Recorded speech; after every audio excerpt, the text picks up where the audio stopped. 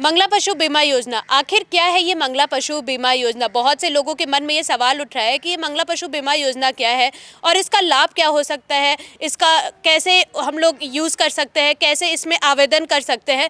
तो अभी मैं खड़ी हूँ जैसलमेर पशु चिकित्सालय के बाहर। तो नमस्कार, स्वागत है आपका द बवाल में। मैं हूँ स्वर्णिका सिंह। अभी हम लोग अंदर चलेंगे और डॉक्टर से इसके बारे में बात करेंगे कि कैसे आप अपने पशुओं का बीमा करा सकते हैं। तो अभी इस चिकित्सालय के डॉक्टर के साथ मैं खड़ी हूँ। सर, आपका नाम क्या है? मेरा नाम डॉक्टर अंकित कुमार पांडे है।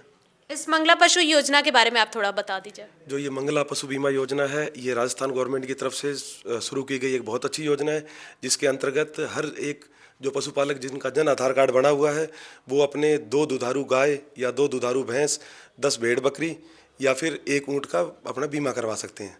और जो ये बीमा है उसको करवाने के लिए सबसे पहले जो योग्यता ये है कि भी जो पशुपालक है उसके पशु का 12 डिजिट का टैग लगा होना चाहिए।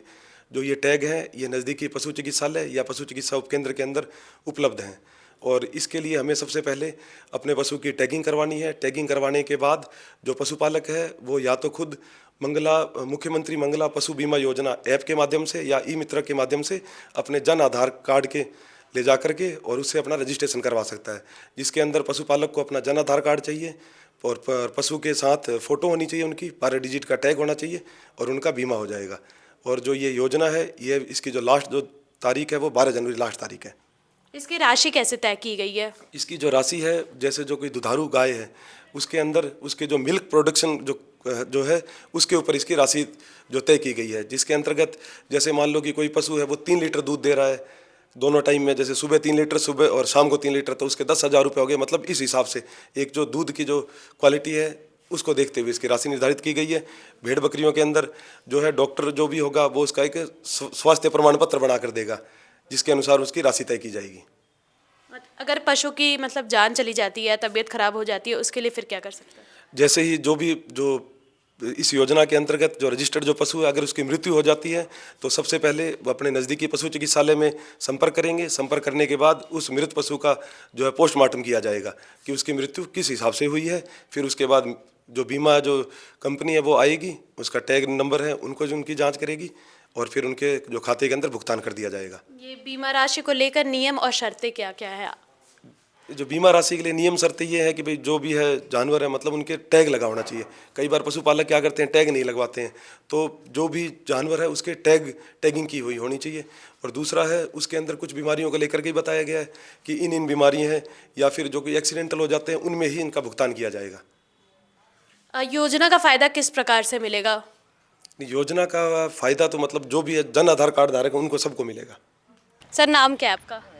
नमस्ते जी, मेरा नाम नारायण देव शास्त्री है और मैं अध्यक्ष श्री मामड़िया जी गौशाला फतेहगढ़ सांगड़ का एक गोपालक हूँ।